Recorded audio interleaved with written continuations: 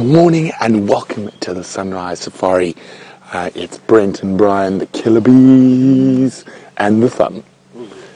And we are with Shongile and Hosana. They are having the biggest game. Oh, there they go. We can't really see them. They're chasing. See it, Brian?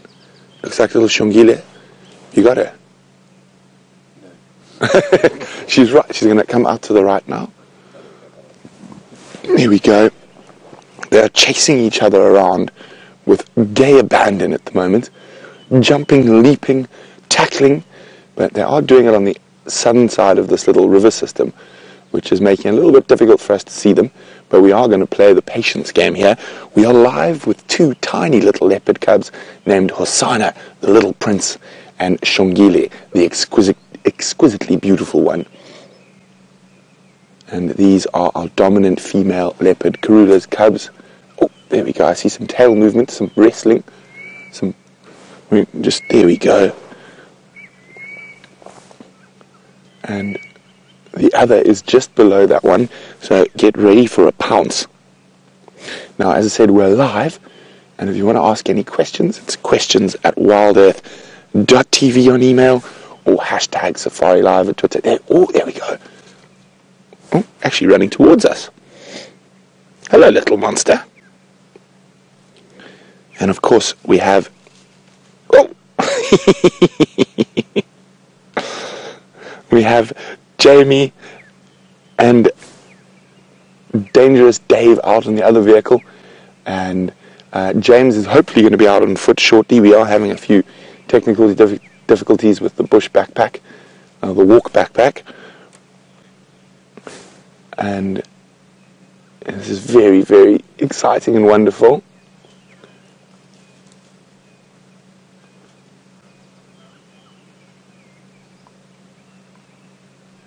Look at this. Where are they now?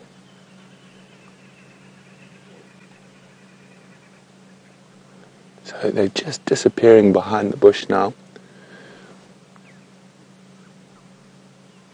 And if we listen to the dawn chorus around us, one of my favorite calls that in the early morning we can hear in the distance. I don't know, Brian, if you guys can hear that.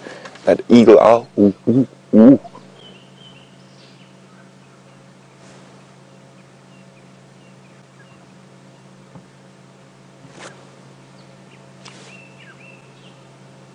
Of course it stops calling now. Now, fortunately, these cubs are big enough now, but a month or two ago, they would have made a decent meal for that eagle owl. The giant or Varro's eagle owl.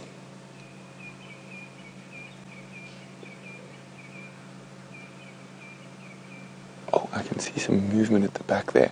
So we don't want to move around too much. I'm pretty sure they'll dart back into frame at some point.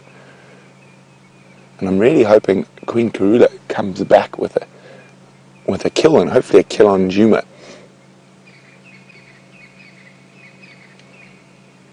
I can actually hear them in the undergrowth. Oh, I can just, you see them? Yeah, you've got them there. So it's climbed up a little tree.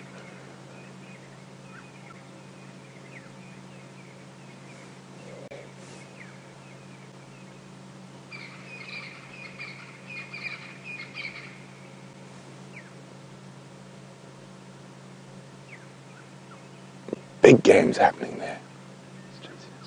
It's chasing its own tail. Isn't that amazing?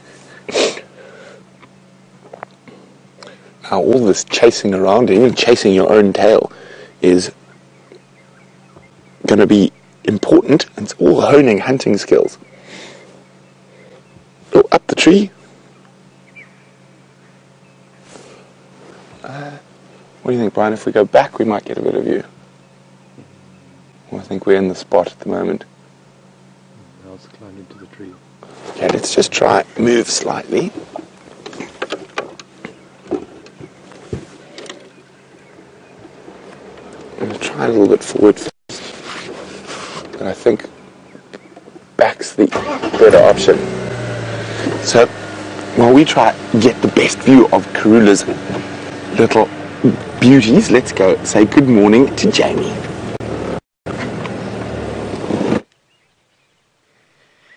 Good Good morning, and what a spectacular start to your sunrise safari. You've got an extraordinary view of little cubs playing from Brent, and this really truly beautiful view of Sydney's Dam on a chilly winter's morning, with one old giraffe gentleman approaching the water. Look at this. Ah, this is just my favourite time to be out in the bush. Ooh, with alarm calling guinea fowl. That's very interesting.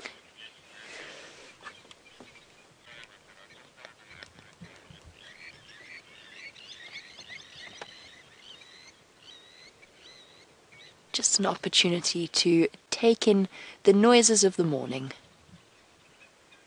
and the view. But yes, good morning. Probably introduce myself. My name is Jamie, and while Brent's been looking for leopard cubs, we've been on the search for lion cubs. I have Dazzling Dave on camera with me, who is a very talented cameraman and not to be objectified in any way, shape or form. Thank you, Jamie. It's a pleasure, Dave. Oh, our giraffe's going to have a drink. Let's watch him quickly. Oh.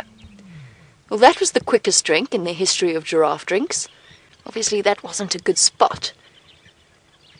There we go. There's a slightly better spot. Looking up nervously, I wonder what upset those guinea fowl. Something was causing the call that they were making. There we go. Trying to find a good spot to have one's morning drink is somewhat difficult at times. However, from one spotted animal to two much smaller spotted animals, let's go back to Brent and not miss out on one moment with those wonderful cubs.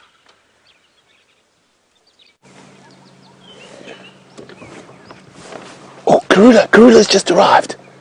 She just popped up right behind Brian. Oh, we're going to see a greeting ceremony. This is going to be exciting.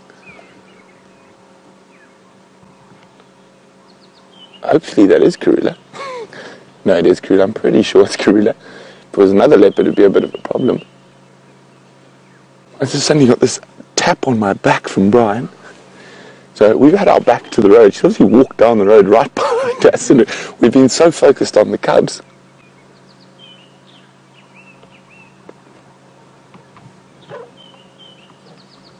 Yeah, we can hear her calling them.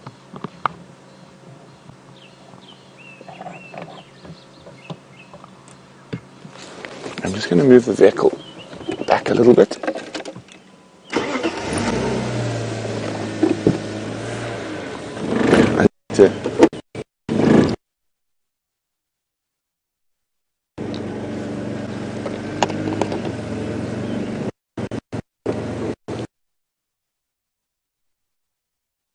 Let's go. Here we go, there she is. Going up to them. They're being naughty. Oh, there we go, they're responding to her. Here we go, look at that. Hi, Mom, I missed you.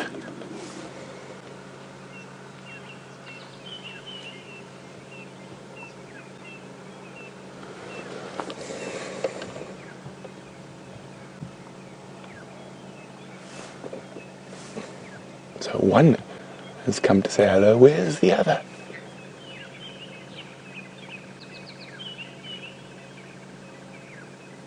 Oh, there we go. Hi, Mom.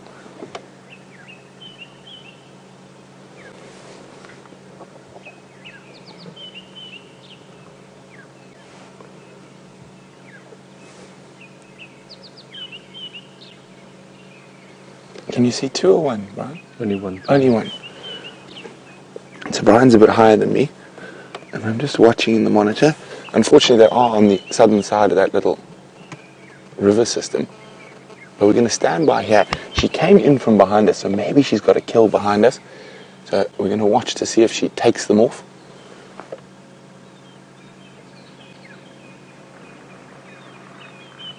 Now we might have to do some maneuvering to get to the other side.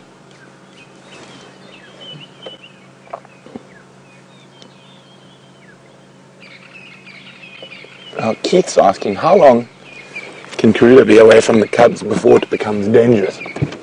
Well, Keith, it's always safer. Oh, excuse me. It's always safer when she's around. But from a hunger point of view, it's probably about 5 to 6 days before it becomes a real issue. Now, I've lost sight of her. I'm going to try and get onto the slightly higher ground here.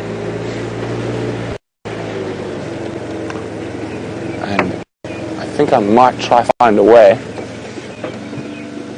through the river system. Can you see anything, Brian? Okay. I need to make a plan now. Okay. So I'm going to have to go through this river system. It's going to be bad signal till I get through to the other side. So I think what I'm going to do is I'm going to try and get through to Karula. So while we do that, let's go back across.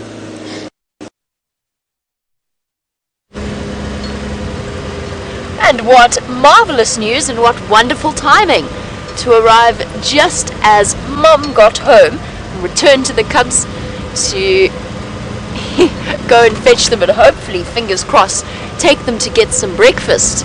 After 2 days spent playing in one place, I imagine they are feeling rather hungry at this point. While Brent attempts to relocate him, and what I will do is I will offer to help Brent if he needs help. If he thinks that he needs help, then we will be on call and he can contact us on the Game Drive channel if he wants to get hold of us. We've left Sydney's Dam and we are cruising along down the northern boundary of Djuma, which is the Buffelshoek cut line. Now, I did see tracks of an enormous... Stand by, sorry. I'll finish that sentence in a moment.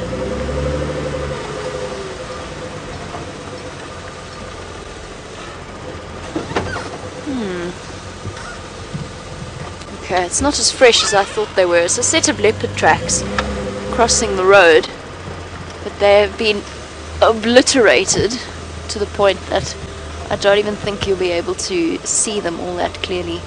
No, I don't think it's worth looking at. Right, I did see tracks of an enormous herd of buffalo that wandered through Djuma and probably towards Zoe's Road.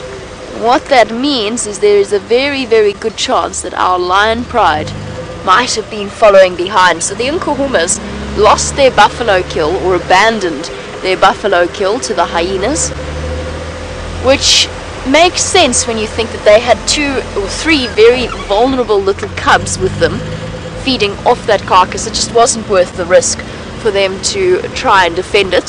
So they abandoned their buffalo and they have since moved on.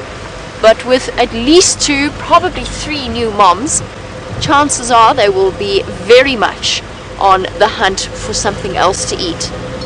So that's what our plan is. And if we're successful, depending on what happens, we might head across to Cheetah Plains, because I'm feeling as though it's been a very long time since we've seen a cheetah, and it might be time to rectify that.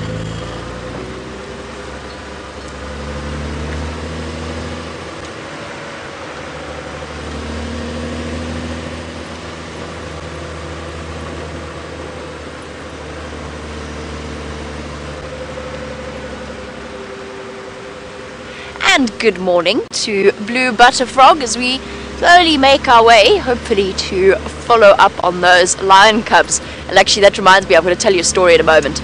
But Blue Butterfrog wanted to know, as our cubs start to get older, whether they be lions or leopards, is there a chance that when they're playing with each other, they might actually fight and injure each other? They're tougher than you think, and their games tend to look to us to be unbelievably rough, but they are in fact well under control. They might scratch each other, there might be a couple of cuts and bruises, but it's all part of the learning experience. And there's no, as far as I know, there's no major recorded cases of siblicide in big cats. So it's very, very seldom that they do each other serious harm. Maybe with older cousins, especially with the lions, obviously, because that doesn't apply to leopards. But with the lions, older cousins might inflict a bit more damage.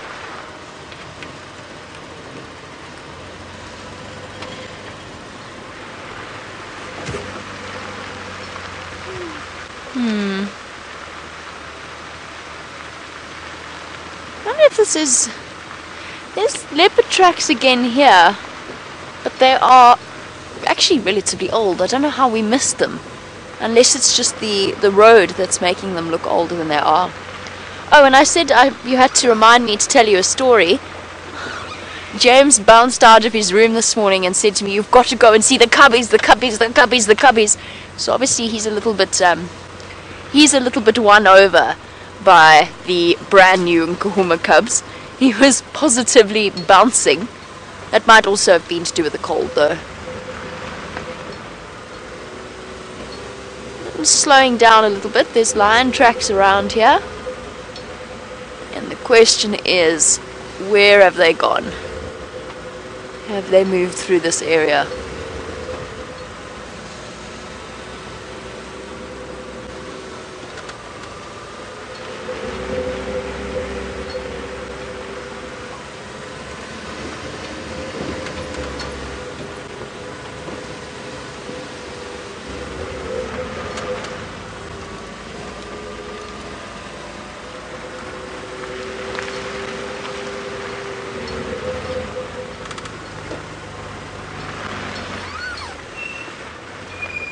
It's amazing recently how much time we've actually spent on the northern boundary of Djuma, just in terms of looking for lions, and they've been using this as a highway. I think that the presence of the cubs have been a huge factor in terms of reducing the amount of movement that all of the Pride members have, or the amount of territory that they have utilized over the last few weeks. They've been sort of stuck in the same place, and that applies even to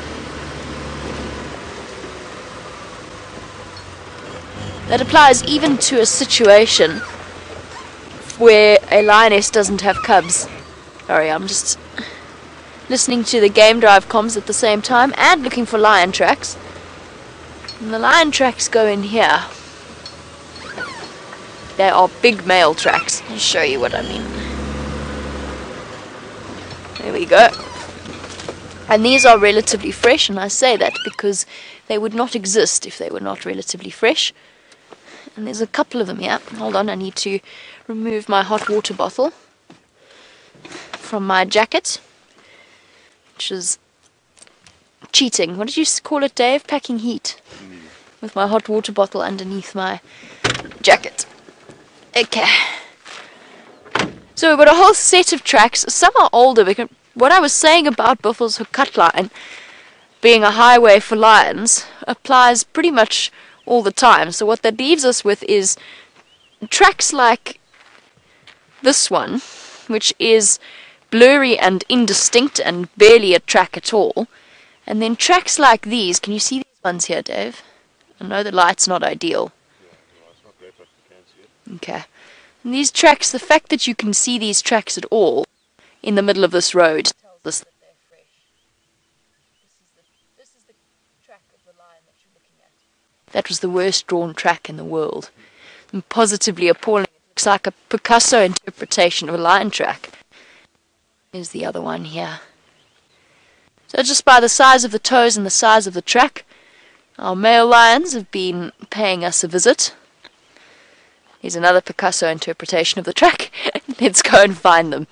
I think we'll go check. What we'll do is we'll go and check up on the den site of those little cubs first, and then we'll move down south and see if we can't find any of them around there. Okay, hold on everybody. All my cabling has to be redone. There we go. Right. Let's go and find some lions, Dave.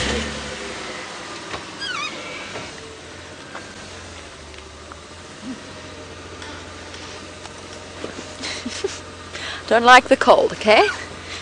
Here we go. My flower bright pink hot water bottle.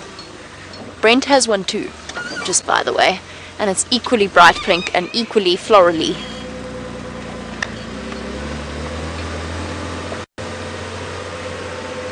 And good morning and welcome, a very special welcome to M. Dean, who is a new viewer. And it's very special to have you on board. Don't forget, we do this twice a day, every day, in our morning and afternoon. Oh, you wanted to know where exactly we are. We are up in the top northeastern corner of South Africa. So MD, I don't know if you've ever heard of the world famous Kruger National Park. That's about 4 miles that way, or close to 8 kilometers depending on which particular system you use, so straight into the east of us. And we are part of a place called the Sabi Sand, which is open up into Kruger, so it's got no fences between us and them. And more specifically, we are on Djuma, Arathusa and Cheetah Plains game reserves in the Sabi Sand. That might give you a little bit of an idea, or better idea, as to where we are. Essentially a place that is world famous for leopard and big cat sightings to start with. But just in general, a conservation area that has existed, not unchanged, but certainly protected for decades, and a very, very popular part of the country for international and local tourists alike.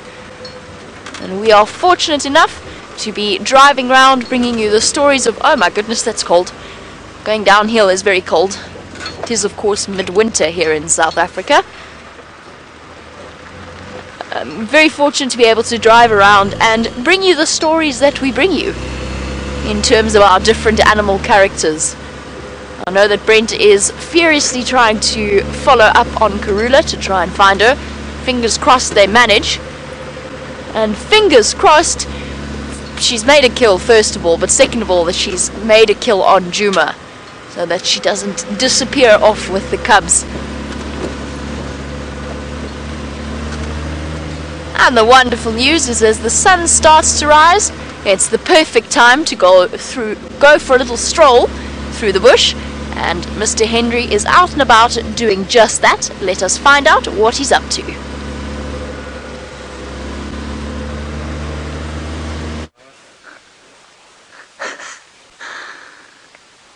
Good morning everybody, and I do apologise for our tardy start this morning. Unfortunately not our fault. We have been making some modifications to the bushwalk backpack. I say we, I of course do not mean me in any shape, way or form, because it would have exploded if I tried to do anything to it. Quite a chilly morning today, but very pleasant out. I am just appreciating the opacity of the sun on my face. Gendre is on camera today. Hello, Gendre. Hello, James. Gendre says hello, everybody. He still hasn't washed his hair, which is disturbing, especially as we're going to make him walk very far today, and there will therefore be consequent sweating. Excellent start to the morning with all those little cubs, and hopefully Jamie too will see the tiny little lion cubs there, and the Buffelshoek Dam. Sorry, I'm unable to say that little phrase without becoming totally overawed. We're as live as Jamie and Brent, so please talk to us, #SafariLive, or questions at WildEarthTV, and I'm going to quickly introduce you to Herbert, who is over there. There's Herbert, and Herbert is on security detail and tracking today. He also provides us with some astoundingly wonderful information regarding the medicinal uses and traditional uses of the plants out here. That's because his mum, if I'm not mistaken, is a Sangoma, correct? Aunt, your aunt. His aunt is a Sangoma, and a Sangoma is a traditional healer or a herbalist in this particular area. So we've got some wonderful information there. I'm standing on a termite mound because I like apricity, and because I also like standing on a termite mound. We are now going to head down the termite mound without trying to fall off, and then we'll see what else we can find.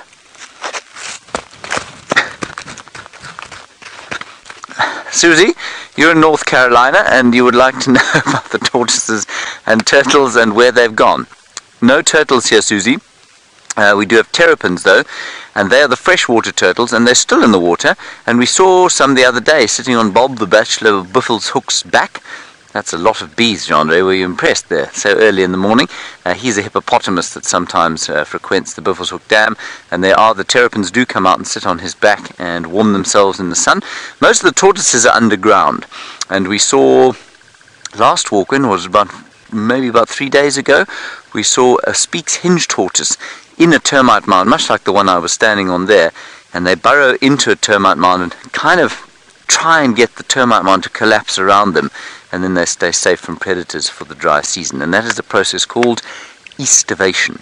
Alright, Chandra, shall we carry on our little walk? Look. Our plan this morning, everyone, is to head sort of to the north. We're going to go via towards what we call Aubrey's Road. We'll probably go past the old hyena den there and then turn down towards the south, coming down the western fringes of Djuma. We don't know what we're going to find. We might be lucky, and as I'm sure Jamie and Brent have said, you never really know what's going to be around the next corner, behind the next bush, and because we don't know what's going to be behind the next bush, that's why we've got Herbert with us, keeping an eye behind all of the bushes. Now, if you look at the ground here, you'll see this, Chandra. You see I'm making pretty dust for you. Yeah. Yes, you're making very artistic shots there. He says he isn't. That is not art. Yes. You can see there is nothing here to eat. Very little in the way of grass. But as soon as the rains come, and let's hope that they do come, this will explode into green life. And that's because there's a very strong seed bed. So if we look down here, oh, there's a cloud covering the sun. That's not good for my apricity. Underneath the soil here are millions and millions of grass seeds, and all that they're waiting for is a bit of water. And so we hope that by November this dry soil, dusty soil, will be moist, and it will also be verdant green. Let's go across to Brent Leo Smith and find out how his search for the great Queen and the family of Windsor is going.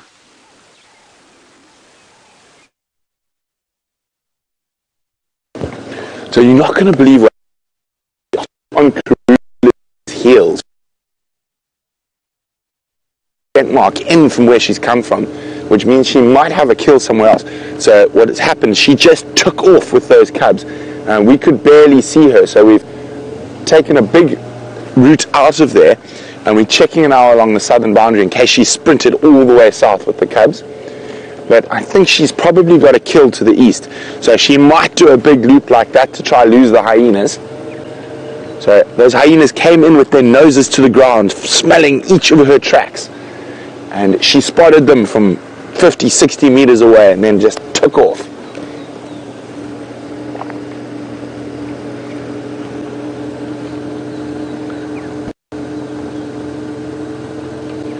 Now, that is not uncommon, and that's one of the biggest threats leopards face out here. And hyenas will often get onto a leopard track, especially if it's very fresh.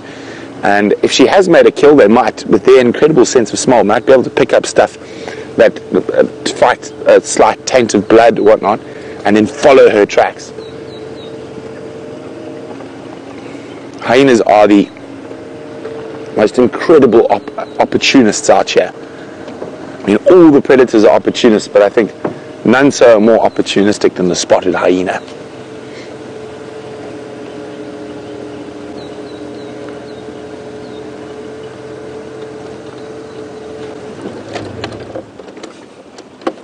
I'm just going to switch off the car as we roll down the road here.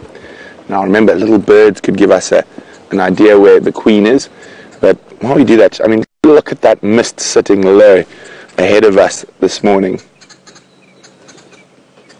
Very chilly, 11 degrees Celsius when we started, about 51 Fahrenheit.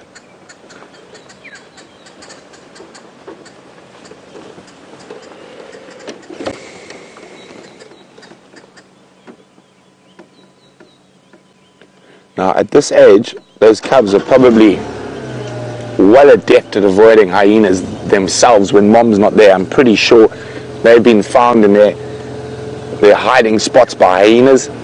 And they're quite capable of climbing trees and are already probably faster.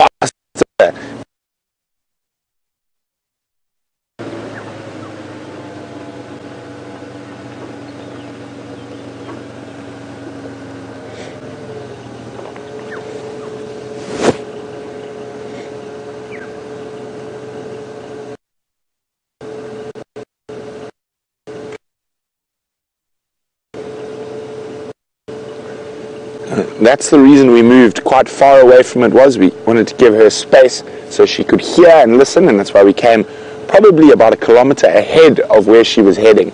I don't want to go crashing around in the bush with hyenas around and impair her hearing at all. I'm quite confident that if we lost that,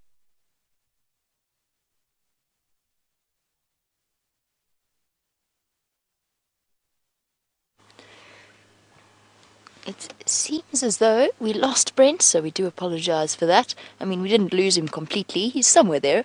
He just lost his vehicle signal. But you've arrived at the perfect time, because the hippopotamus is giving us the hairy eyeball, glancing at us out of the corner of his eye. He's gone completely, totally still, and he's trying to work out whether or not he should run at us or run away from us, or whether it's worth just staying there to munch on a blade or two of grass. And at this time of year, this is why it's so important, first thing in the morning, especially, or on cloudy days, any time of the day, to be so careful when you're out on foot. Around dams is the most important place to be on the lookout, but absolutely anywhere, because of course a hippo can travel miles and miles at night. And because they are desperately trying to meet their nutritional needs, on a cold morning like this morning, they take full advantage of the low temperatures to spend a bit more time out and foraging. This is probably the same hippo bull that James saw yesterday at Buffelshoek Dam. He can be quite tetchy, which is why I said he's attempting to make up his mind what he's going to do. Unfortunately for us, we've got a few trees between us and him. But I don't really want to stay for too long, because I actually don't want to upset him more than anything else.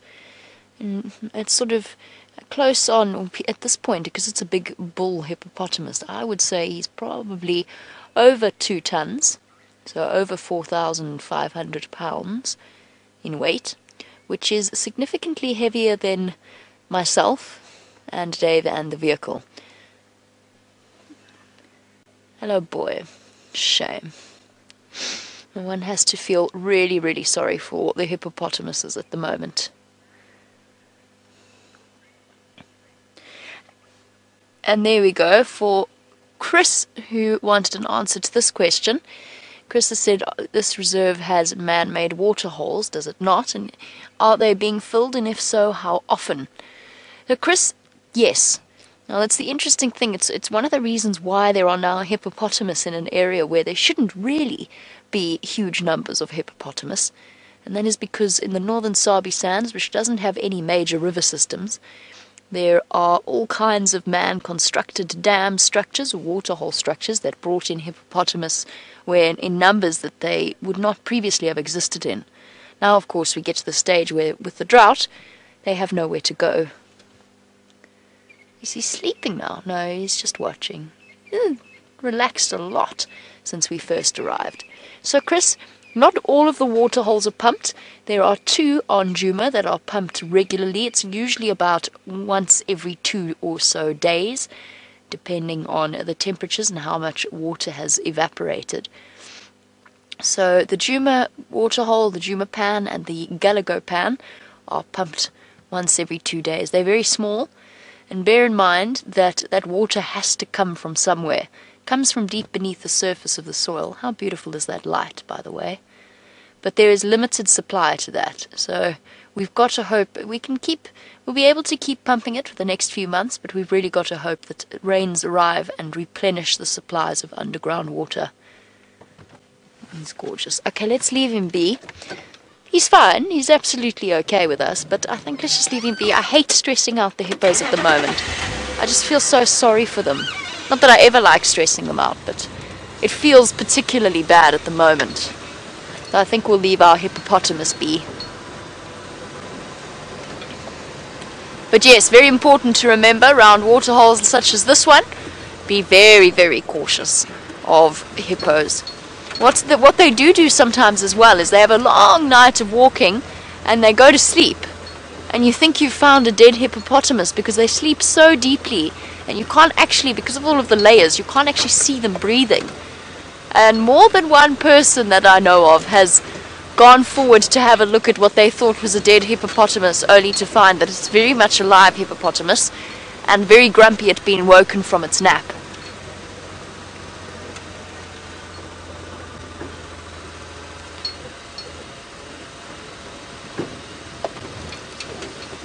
Okay, if I were a lion, I would be on Buffelshoek Dam wall, basking in the rays of the sun, but apparently I'm not a lion and I can't read their minds, and all is quiet at Buffelshoek Dam as far as I can tell. No hippo, but that's because we know exactly where our hippo is. And shame, very little water cover left for him. Right, onwards to the den site of those lions.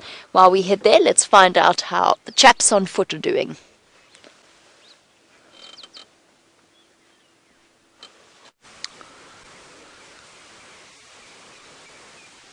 The chaps on foot are doing very well because the cloud has disappeared from in front of the sun, and so the oppricitousness of the morning has returned, and our faces are warming in the golden sun as the coolth of the night dissipates. That is very poetic, don't you think, Chandra? Chandra doesn't think that was poetic, but that's because he barely speaks English. Now, here we have what's known as a red thorn tree, and you can see very clearly why it's called a red thorn, because it's got very red bark, and that bark is made red by tannins, and those tannins, of course, were used extensively by, I think, probably the early Boer settlers in this area to tan leather. Now, the process of tanning leather I know nothing about, other than it makes it this reddish colour, and I think protects the leather slightly from the elements. So that's what they used to use, the inner bark of this tree, Acacia gerardii, the red thorn. Now, it's also rather good tasting.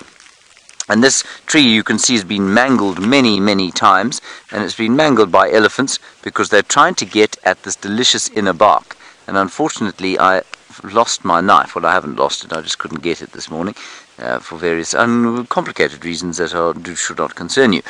But I'm going to try and retrieve something of it for you to taste, because I know you will want to taste it. There you are. Jean-Andre, will you vicariously eat this for the viewers, please? No, you can't, because you are holding your camera. Shall I do it? Oh, there we go. Well done. And Jean-Andre will tell you what it tastes like. There we go. I've got a nice piece here. It's quite nice and sweet. Much sweeter than any of the other acacias.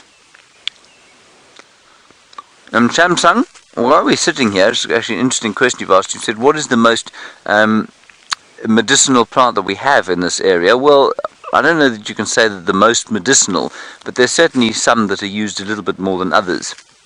This particular one here that we're looking at, that is growing in the red thorn tree, is something called mbezana. Now, mbezana is the Shangaan name for it. Its English name is the bushman's grape, and it's growing as a creeper into this tree. I don't know that it's particularly used medicinally, but it's certainly used as an important source of forage, and it smells horrendous. Its Afrikaans name, which I'm going to say live, if you can believe it, is perdipus. Now, perdipus basically means horse's urine, and apparently it smells like horse's urine. It does not smell very nice at all, but it makes a nice fruit that tastes like your roast chicken, your sort of roast chicken lunch mixed in with the apple crumble and cream that you would have had afterwards. So that's what this fruit tastes like. Not very medicinal, but the elephants do like it. I imagine the tree here that is the most kind of used medicinally is probably a marula tree, you know.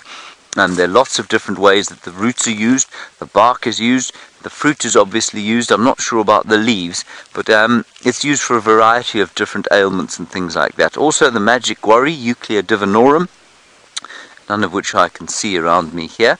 They're also very extensively used.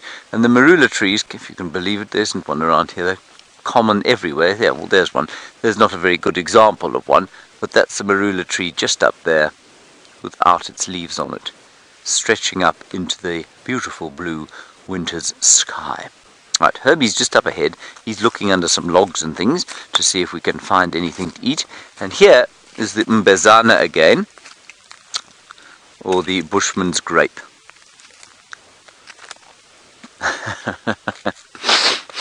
Hello, Pinchy Winer's Hat. Very nice question from you. You say, do I prefer the smell of petrichor or the apricity of the morning? Well, I think it depends on the time of the year, really. At this time of the year, I prefer apricity. I don't really want rain when it's so cold. And then during the summer months, I guess I prefer to have the petrichor of the coming storms. Thank you, Pinchy Winer's Hat. If you don't know what's going on with these strange words, everyone, they've been taught to me by our very kind viewers. Petrichor, the smell of the earth, created by the release of various aromatic oils after the first rains of the season, or not even the first rains, any rains of the season. And apricity is apparently the warmth on the face of the sun. Now, very nice indeed. And just look around here, you can see how the elephants are totally changing the landscape. They're eating away all of these plants, breaking them off, not killing them. They've all adapted to coping with them. This is a silver cluster leaf tree. This is a red bush willow tree. This particular tree is called a variable bush willow tree. And I mean, the differences are not particularly important, but to say that you can see they're all being destroyed by elephants, but none of them are dead. Here's another red thorn tree. Here's a knob thorn tree. And none of them are dead. These ones do die quite a lot, but they also create quite horrible monospecific stands, and so the elephants keep them clear. Okay, Brent is still tracking Karula. Let's go and find out how he's doing with that particular escapade.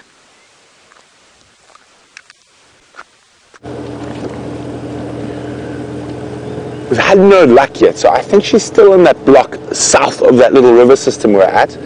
I'm going to take a bit of a chance next. So I'm working on the assumption that she's caught something. That's why she's come back to those cubs.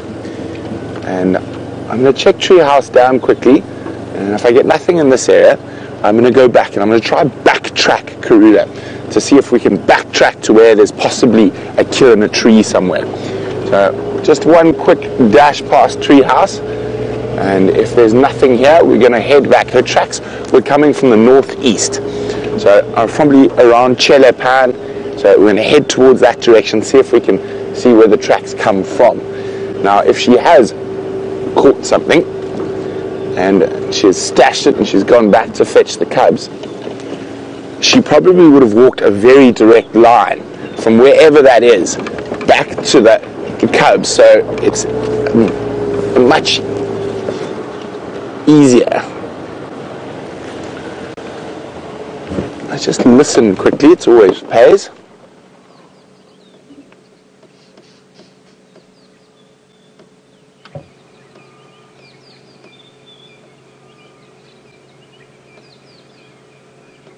No alarm calls at the moment. Just got to be on the radio with Tax for a second. Standing by.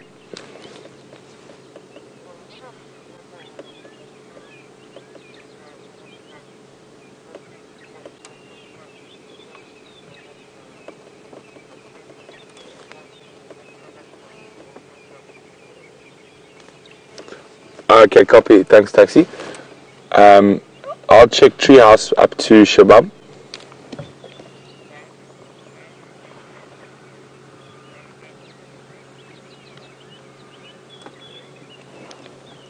Copy, thanks. Okay, so that's good news. Taxon's got tracks of Karula and both cubs crossing over on top of my tracks from where we were checking earlier.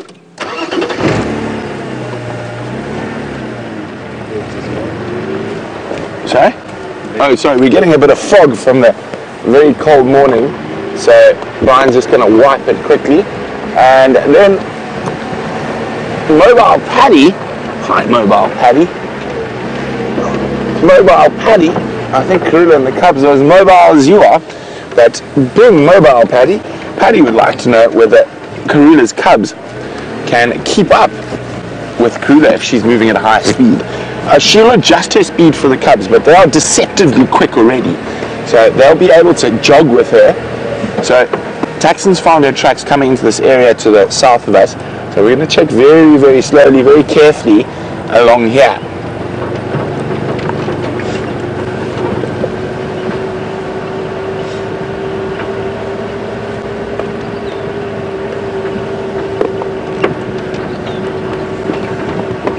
Okay, so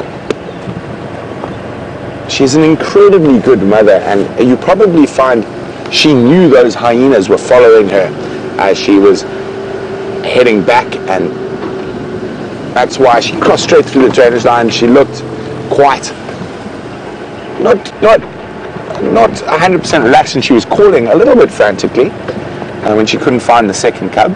And I think it's possibly because she knew those hyenas were on her tail.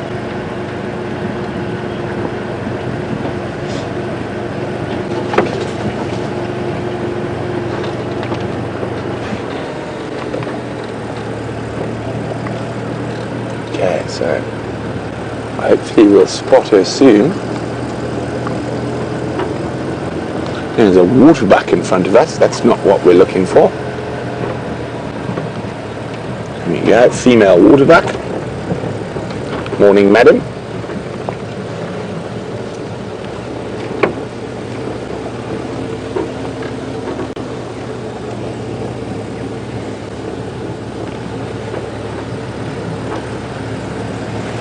Now there's an old quarry or borrow pit from when they were building Gowrie Main that Karula sometimes likes to head towards, so we're going to go there.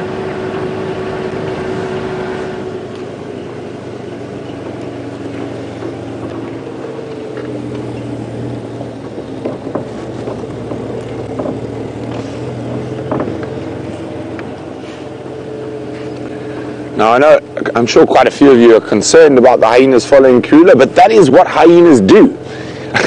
Yeah, that is an age-old game that's been played out for millennia out here in the African bushveld.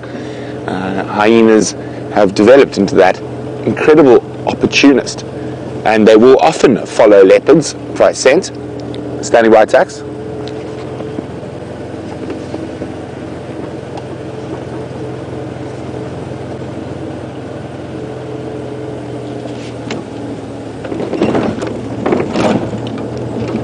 Copy. Thanks very much, Taxi. I'll let the guys in the east know. Okay, so she's crossed our southern boundary. Now, whether she's got a kill there, but I don't think so from where her tracks were coming. So we're going to go check back on her tracks, and also at the same time head towards where I think the Nkahuma Pride might have crossed last night.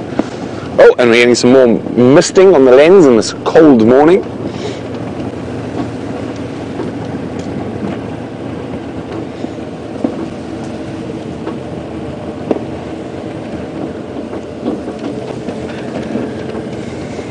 So while we continue on our endeavours this morning, let's go to James, who's got a creepy crawly.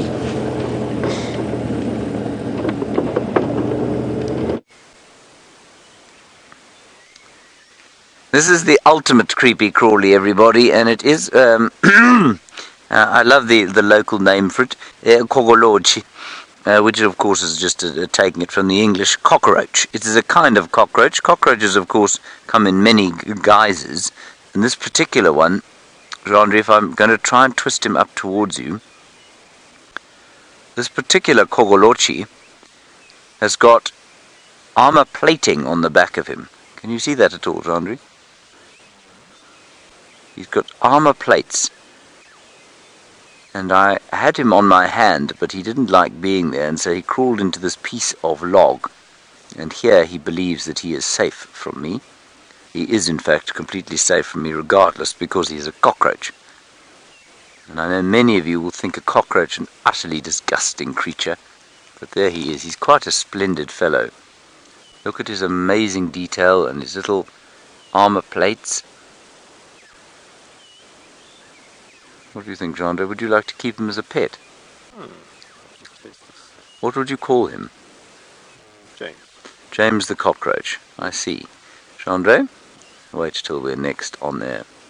Isn't that lovely? And look at his feelers. Let's see if he cleans them. They're very fastidious cleaners of their feelers, these fellows. Perhaps he could clean your nails. He could clean my nails. Perhaps he could clean your hair. But touché, yes. Now, many people would think that or imagine the feeling of a cockroach crawling on them to be possibly the most disgusting thing. Thankfully, he didn't go up my shirt. Okay, we're going to put him down. And I think you'll find the reason he's now so mobile is that he's warmed up as a result of being on my skin. And of course, it is still pretty cold, and insects are very incapable of moving. They're incapable of moving during the cold of the morning. Now, Jamie has managed to find some tiny baby little thing to go you.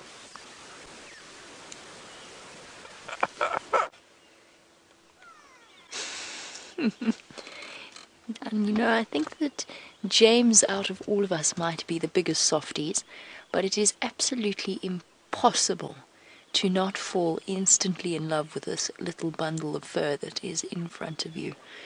Mom is here, and I'm speaking very softly because it's bedtime for tiny weeny little cubbies. Oh, big stretch. It's amazing how fast they grow. I mean, we've been watching them each and every day, and already the ears just starting to pop up. I know it's Hello, go away bird. I know it's really difficult to see, but that is in fact the sleeping face of a tiny little lion cub wrapped up in Mom's fur. It's absolutely incredible where she's hidden herself. If you did not know she was here, which of course we do know that she is here, but if you did not know that she was here, you would never ever have found her. Unless of course you went for a walk and accidentally strayed a bit too close, at which point you would find yourself on the receiving end of some Harley Davidson style growling. But it is a very, very tricky area. I'm speaking nice and softly, and this is pretty much the best view that we can get for now. And as you know, we're not going to stay forever. Well, not forever, but we're not going to stay for very long. We don't want to have a major impact on these little cubs' lives. They're still incredibly tiny. Oh, little one.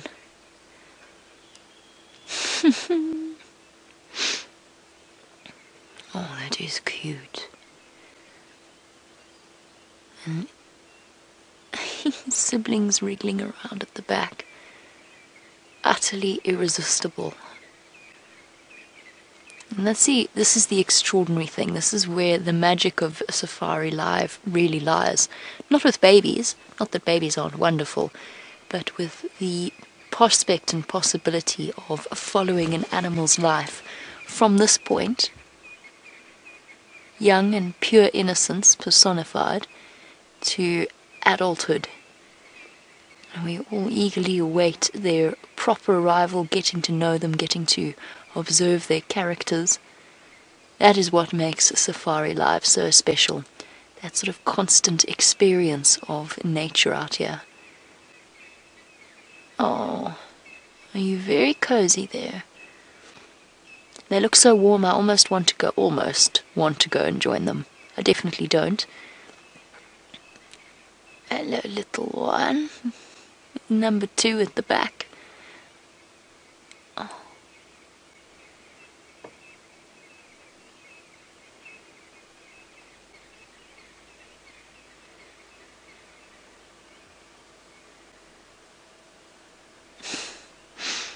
And as they nestle into Mom, oh, look at that foot. And these sharp little claws. Oh, it's too sweet. Okay, we've all gone soppy now. Sorry, Vic. You wanted to know whether or not this is the youngest set of Nkuhuma cubs. And we think so.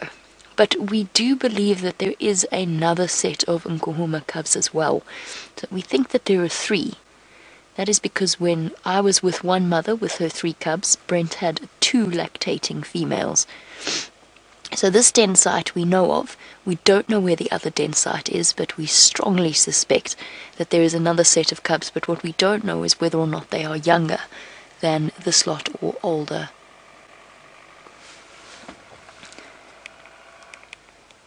Just bear with me one moment, guys. I just want to hop onto the Game Drive channel.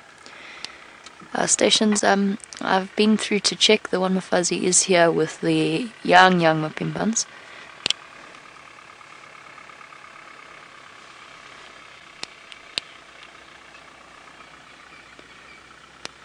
No problem. Just letting everybody know that she is here.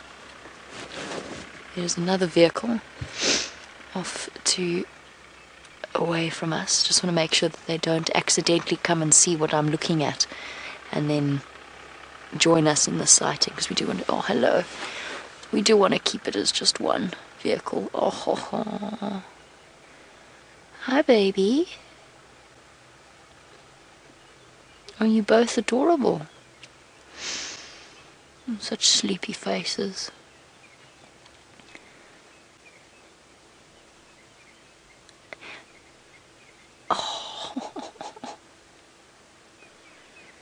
Oh, they are so tiny.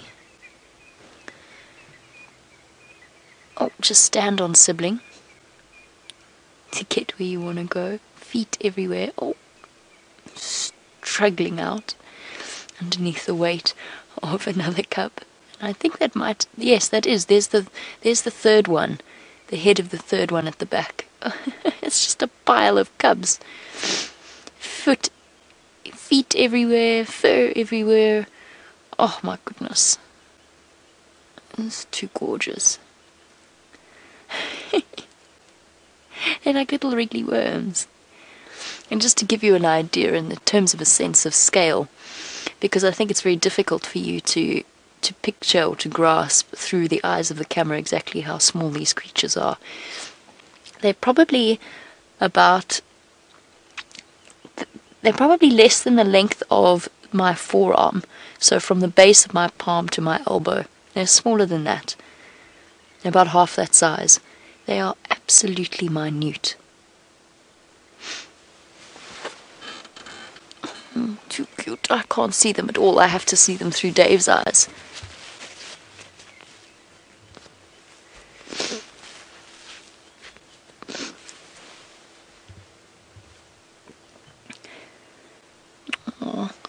Looking for breakfast at this point, trying to get hold of Mum and have a jolly good suckle. And of course, life's pretty easy for these chaps at this point. Their mum is a ready-made milk bar for the first 3 months of their lives, but after that, of course, they have to shift their diet to the predatory diet that they will have for the rest of their lives. And for example, Karula's cubs that she is are now fully weaned and on their way, hopefully, back to a kill.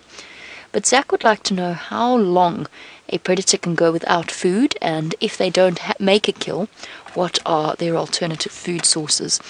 So they don't really necessarily, Zach, have alternative food sources. Just to clarify, that was me, by the way, taking my foot off the brake, not Dave. It was not Dave's camera work at all. So Zach, they can actually go for up to 3 weeks, maybe even 4 weeks, but by that point they're going to be incredibly bad condition. They're going to be very, very weak and very thin, but that is how long they can go without making a kill, as long as they've got access to water. The dehydration is what's going to get them, like human beings, before a lack of nutrients does. Usually, however, they start to look really hungry at about 7 days. 7-8 days is when they start to seem they're very determinedly hunting. They're obligate carnivores, but they will scavenge things. They might snack on things like birds' eggs if they can catch them, lizards. They generally don't bother, but if they're really desperately hungry, then they might. And especially for little cubs, they will practice their killing skills on those sorts of things, their hunting skills.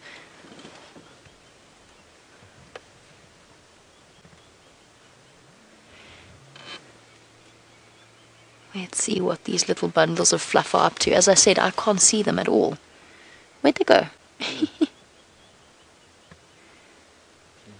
Down a bit. There we go. These are the little ones. They've completely made life very difficult for us. Disappearing behind the leaves there. Michael, how we look at our little spotted cubs, or in theory we look at our little spotted cubs, they are unbelievably, they're just little bits of movement behind the trees. You can see Dave trying to show you where they are, but it's very, very tricky. Michael, our cubs are currently very spotted. You wanted to know why it is that some lionesses lose their spots completely whilst others don't have more spots. Age plays a big factor. So obviously when they're cubs, they've got the little spots to help to camouflage them. Oh, little one. I'm so glad they've got their mom here and keep them nice and warm on a cold morning. So age is a big factor. So the youngest Mkuhuma lioness has more vivid spot colorings than the rest of the pride. They do start to fade with age, but as with anything, tail on head. Oh, look at those spotted faces. Oh, do you get more precious than that? I don't think so. I have to try and stop cooing at them. So uncoordinated at this stage. And now, tail on sibling's head. That's a lion cub head there, wrapped in a tail. So there we've got the spots that Michael was talking about. Also bear in mind that just like human beings with brown hair or blonde hair or black hair or whatever combination one happens to have, or in Kirsty's, oh, was that a big yawn? Kirsty's case, bright red. So genetics does play a role in the physical appearance of the little cubs. Now, while our little cubs decide whether or not they're going to come out a bit more into the open and make our lives a bit easier, let's go over to James, who has found a lava thing.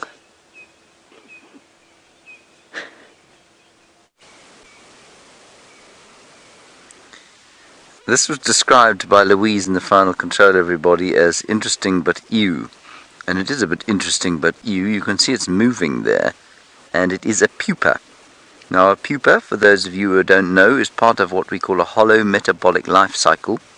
So something like a butterfly is the most obvious one, where the caterpillar pupates like this, goes into this chrysalis, and then emerges as a beautiful butterfly. Now this particular one, Herbert reckons, is a wasp. I'm not sure what it is, but you can see it is moving around inside there, and is probably shortly to hatch. So this in Shangaan is called Venga. That's what a wasp is. I think that's quite a nice name. Venga. Probably slightly too honourable sounds, I think, for a hornet or a wasp. So that's this. And unfortunately I pulled it out of the bark in a flaky thorn tree. So I'm going to have to find another spot for it to go, because it'd be sad if it didn't make it all the way to fruition with its twiddling end there. It's quite nice. So that's what that is. And then if you come over here, Herbert also found, I'm going to put the Venga in this little tree hole here. Good luck, Venga. Don't sting anyone when you are big. Just be nice. Don't be cock, be lekker. Right. Come and look over here, everyone. Here is a very strange thing to see in the summertime. Oh, sorry, let's go back to the lion cubs. They're being very cute.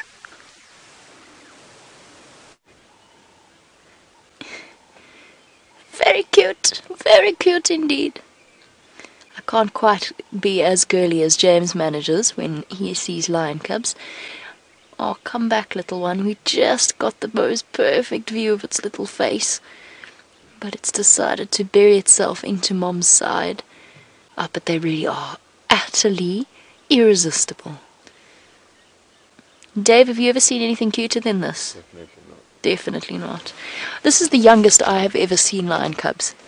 In my entire life, I've seen lions carrying cubs of around this age, but it was a lioness moving den sites, and I didn't stay with her for very long. This is probably the youngest that I have ever seen lion cubs, and it's just extraordinary. Oh, little one, you made life difficult. But we're not going to stay for too much longer. We are going to pull out in the next 4 or so minutes.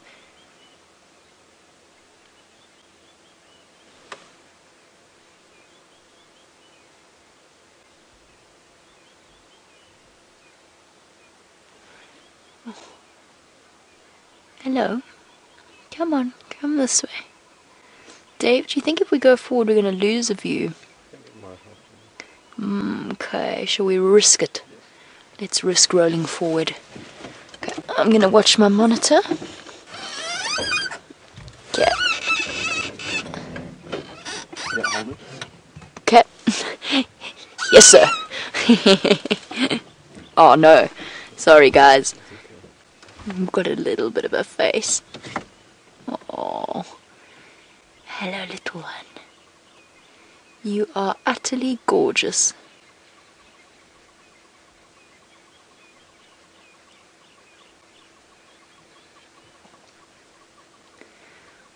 Okay, so guys, in terms of our viewing policies and why we are watching these little ones with mom, it's something that we do very, very carefully. We're viewing them with the mother here, but for a very limited period of time. Why then do we not look at leopard cubs at all before they're about 2 months old, and yet we are willing to watch these cubs with mom at this age? And there probably is some debate between the various people, but a couple probably about 2 or so weeks. And the answer to that is just in terms of the vulnerability of a female leopard versus a female lion. So the reason we don't view leopard cubs when they're very, very young is because they actually have more in the way that is a threat out there than the lions do. The biggest threat while a mother is with her cubs, to her cubs, the only thing that is a threat to her is a male lion. Hyenas, she'd be able, I mean, unless it was a huge hyena clan, hyenas she would be able to defend the cubs from. And hyenas are very, very unlikely to attempt to attack a lioness with the little ones. And the rest of the lions in this area are all part of her family. They're all part of her pride. So the biggest threat to her is a male lion. We know that things are relatively stable with the lions of this area, and either way there would be nothing. We would not have any impact if a male lion did decide to come in here. A leopard situation is different because they are much more vulnerable than lionesses, and they also don't have the additional assistance of the rest of the pride in terms of hunting and in terms of looking after their little ones. That's a different approach that we do. We're also, as I said, limited to our time here. So we only put one vehicle in for a little bit of the time in the morning. It's also valuable for us to be able to know where she is and if she is here, because as I said, you don't really want to go stumbling into her. But then we leave straight away and nobody else comes in until they're a little bit older. You can see that we are not making any major noise. We're not making any sounds, except when we come in and then we leave again. We don't reposition much. Might roll forward a little bit. But we're incredibly, incredibly sensitive to the animals that we care about. And don't forget that we do live our lives caring about these animals as much as anybody does. And we would never do anything to jeopardize them. We really wouldn't.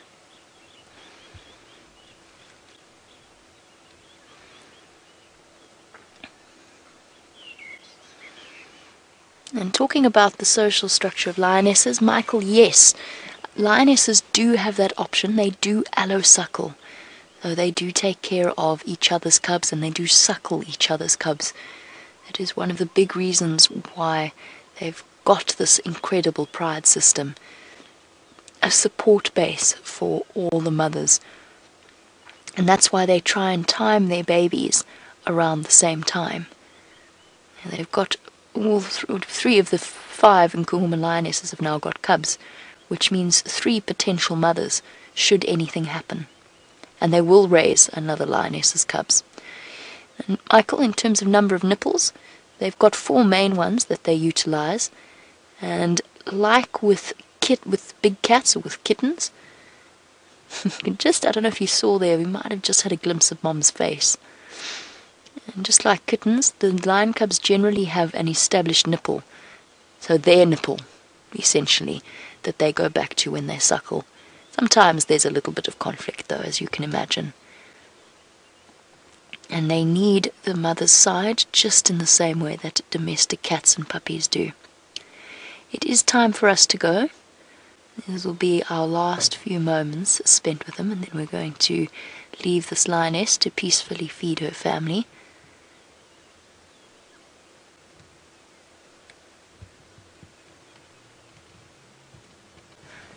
appears to be a beehive somewhere here as well. I've been sitting listening and I've just got this constant buzzing. Unless I'm imagining it. Dave, have you heard it?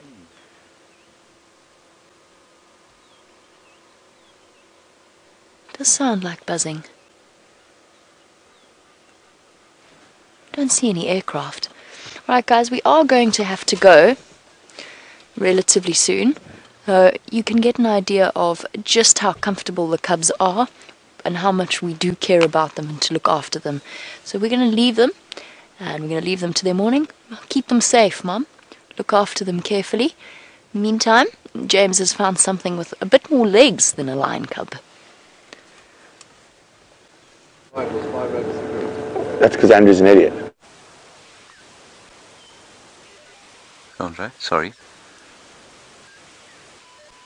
Everyone, we did find a spider, but there are two birds flying around. Oh, they've gone. They look like two chagras, and they flew right close up by, but Andre couldn't swing around because he'd have frightened them away.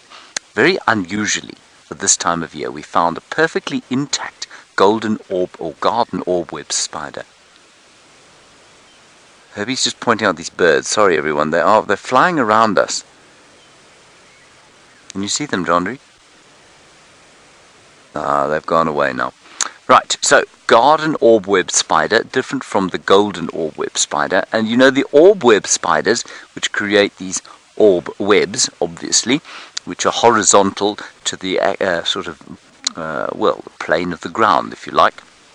They only come from one family of spiders, and although they're the most recognizable spiders, only one family of, I don't know, probably more than 100 different spider families creates these very recognizable orb webs.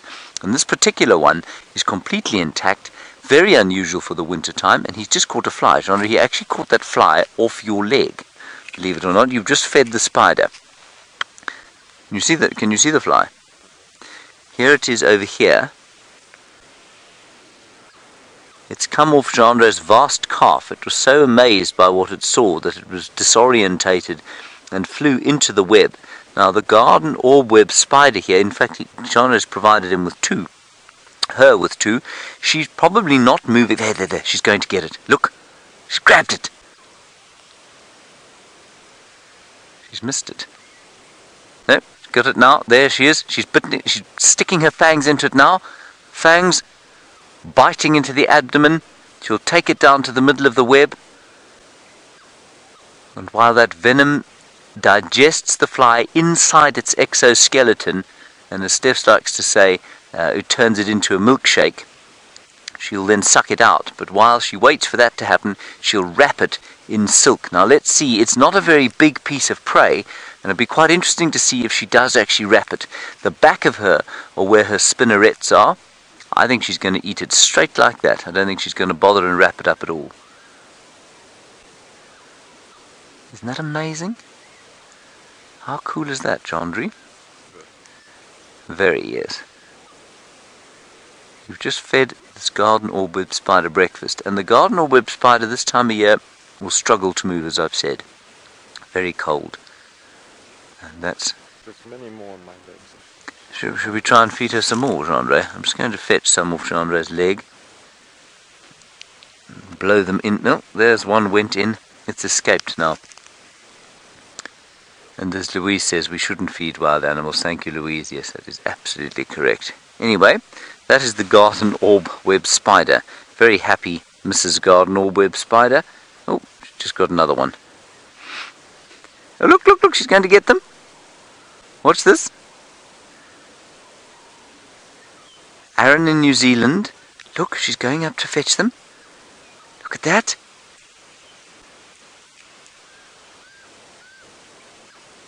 Oh, that's wonderful.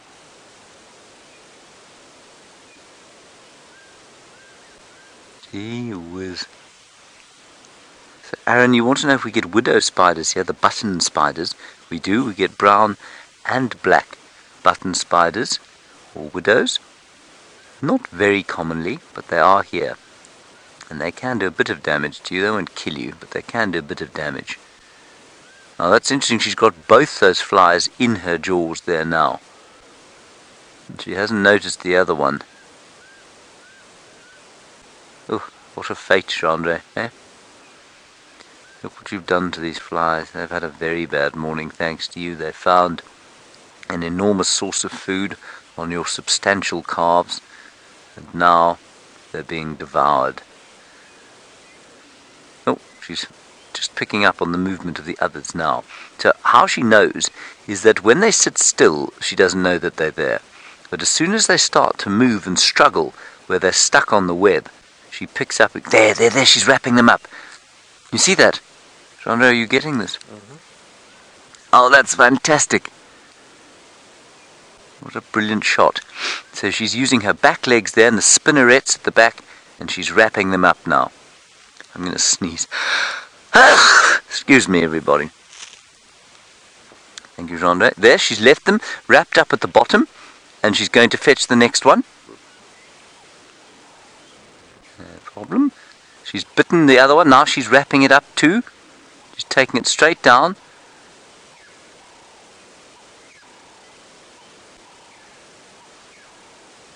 Let's see if she wraps this one up. She's wrapped up the other two very tightly. This is incredible. Especially for winter. I mean, this really is very special indeed.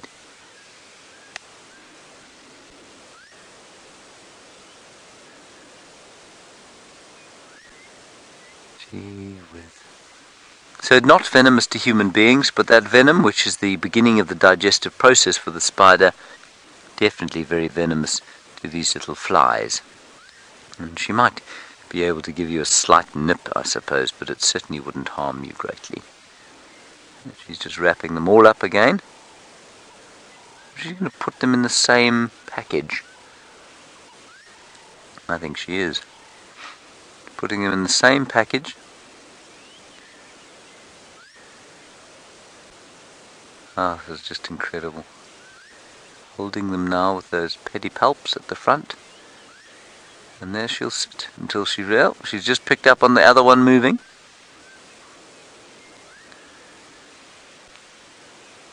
See if she grabs this one. There's one off towards the sun, to the eastern side of her web now. Let's see if she takes that one too. Oh, she's looking at it. She's actually eating the other. She's eating the third one she caught. Oh, and this one on the eastern side of the web is getting itself into awful trouble. It's starting to struggle. And its days, its minutes are numbered. Here she comes. She's moving in for the kill. Oh dear. What a fate knowing that you're about to be ended by the spiky fangs of a spider. Ooh.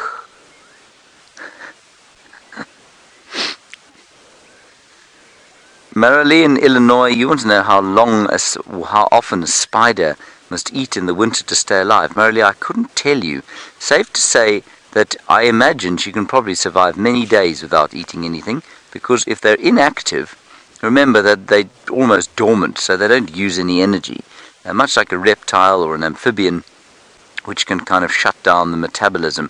They're not warm-blooded, which means that they don't have to produce their own body heat, which means that they don't have a very high energy load. And so she can go days without eating anything, especially in the winter time when it's cold. Chandra, you have made the spiders weak. Well done. You do a very good job. I wish you could see what I'm seeing here. Herbert has returned here and he's found a whole lot of flies on Chandra and he's waving his hands towards the web to feed it further flies. Let's caught another one. Isn't that amazing? Can't believe it. The spider's been sat here for weeks waiting for something to fly in here, and suddenly To its small spider brain, it can't figure out why, but there are hundreds and hundreds of flies landing in its web. Because of Gendre. Thank you, Gendre.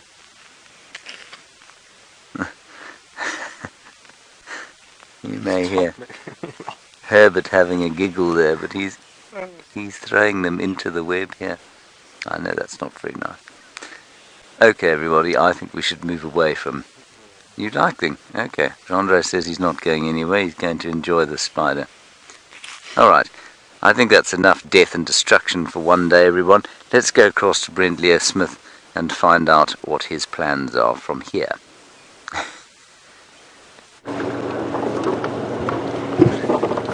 We found the lion tracks where they've crossed from Buffalo's Hook into Djuma. They crossed just to the west of us here. Now I'm going to check on this road, see if they utilize the fire break. I don't see any cub tracks for the other set of cubs, but I can only see tracks of 3 lioness. And there's of course the tracks of the 4th lioness going straight down towards where Jamie is.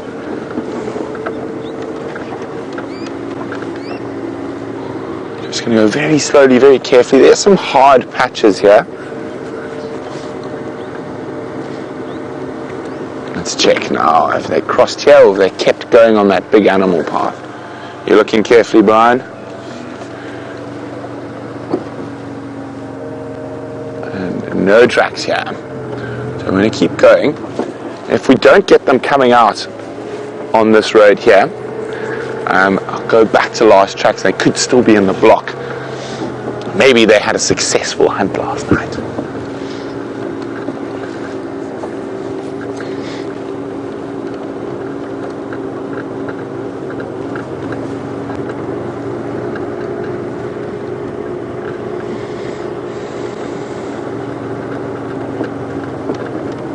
We're going really slowly, checking very, very carefully in this absolutely splendid winter's morning. And then Brian's showing you a termite mound with a jackalberry on top of it. Nothing hiding in the shade of the jackalberry.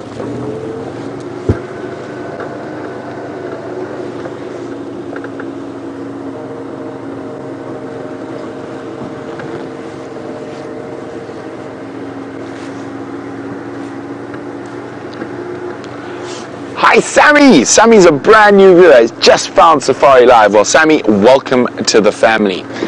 Sammy's wondering, how long do we stay out? Well, Sammy, we stay out at the moment from 6 a.m. Central African time to 6:30 a.m. Central African time to 9:30 a.m. Central African time, and then in a few short hours we start the sunset safari. So we're busy on our sunrise safari at the moment. So the sunset safari starts at 3 p.m. Central African time and continues till 6 p.m. Central African time. So we are out at different times of the day for 6 hours. 3 hours in the early morning and 3 hours in the evening. And Sammy, we're tracking lions at the moment, so welcome to our vehicle. Now we had the tracks going in there, and I just want to check very carefully on this road, make sure we don't miss them popping out. If not, I'm going to go back to where those tracks are and maybe have a little walk, see if I can find them on foot.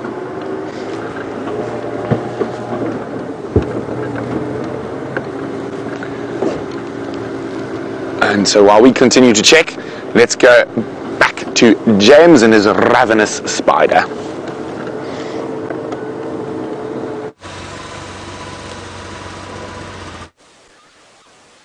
She's continued to eat and wrap up various flies while you've been away, and she's left them at the top of the web, and Gendre is getting some unbelievable close-up shots of her spinnerets spitting out silk, and then she'd use those back legs of hers and the middle legs, or the what would you call them, the secondary back legs, if you like, difficult to say, the two that aren't quite at the back but are nearly at the back, and she was using all of those as the silk came out of her spinnerets at the bottom there.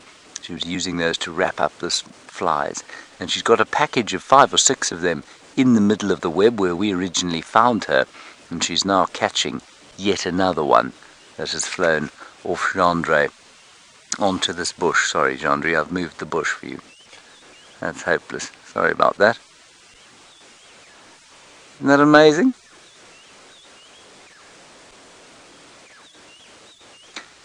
And Justin, you're wondering about the strength of the web.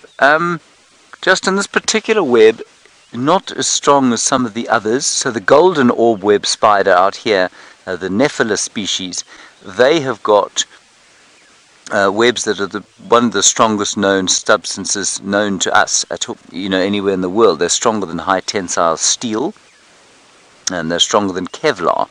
These ones not so strong, but still for their width and for their thickness very, very strong, and probably also slightly stronger than steel. So very strong, but they're so thin that you could put your hands through them if you wanted to. And in order to prevent much larger animals doing that, what they've got there are those white things called the stabilimentum. And those stabilimentum, we think, prevent big birds and other larger predators, or maybe even dung beetles and that sort of thing, flying into the web and destroying it. So bits of prey that she wouldn't be able to cope with can see those stabilimenta. I think they also reflect ultraviolet light, and so they might attract the smaller insects into them. Here she goes back again towards the middle. I think she's exhausted from all of this breakfast. It's like I feel after a bowl of oatmeal.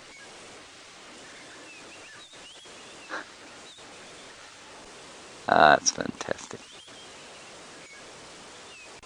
We did hear, while you're watching that spider, we did hear some zebra alarm calling off to the right hand side of your screen, going don't know what that was. We might go and take a look-see. Right, Gendre, have you had enough of the spider yet?